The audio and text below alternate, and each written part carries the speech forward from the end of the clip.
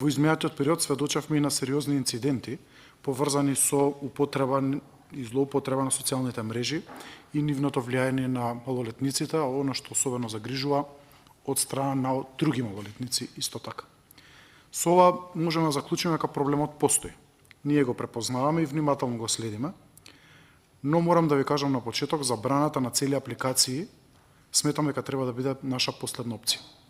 Ваквиот пристап ќе отвори сериозни прашања поврзани со слободен избор, слободен изразување, но и со улогата на државата во воспитувањето на децата и семејните одлуки. Одлуката за забрана за користење на мобилни телефони за време на настава веќе 2 години имплементирана во образовниот процес во општина Аеродром и нема се правам како најстручен да ги кажувам придобивките, тоа ќе го кажат стручните лица кои што работат во општина Аеродром, меѓутоа сите оние кои што имаат дилема дали треба се воведе или не треба се воведе таква одлука, слободно може да ја посетат наставата во општина Аеродром и да ги видат придобивките кои што ги имаат и дечињата и наставниот кадар. И од аспект на концентрација, и од аспект на внимание, и од аспект на посветеност, и од аспект на правилно организирање на времето кое што го поменуваат за време на наставата. Депресијата, анксиозноста, дисморфофобијата и сите психијатриски расстройства почнуваат се порано и порано. Ако една анорексија ние претходно сме гледале на 12-13 години, сега е на 9 години и порано. Обсесивно-компулсивните расстройства се исто така се почесто и почесто од претходно. И знаете како децата немаат контрола и она кое што вие го напоминавте. Јас како доктор, како стручна лица, апсолутно поздравам технологијата и благодарение на технологијата ние го имаме сето она кое што го имаме во модерното општество.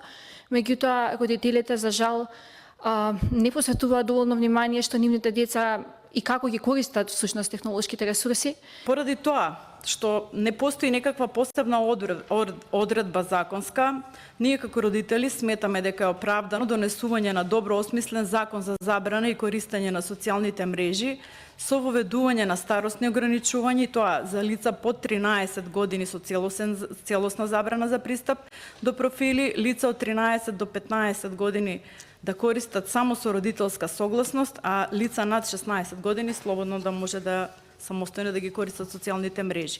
Претходно не се согласувам дека треба целосно се ограничи пристапот и користењето на уредите, бидејќи тогаш се крши едно од фундаменталните права на луѓето, слободата и правото на автономија. Меѓутоа,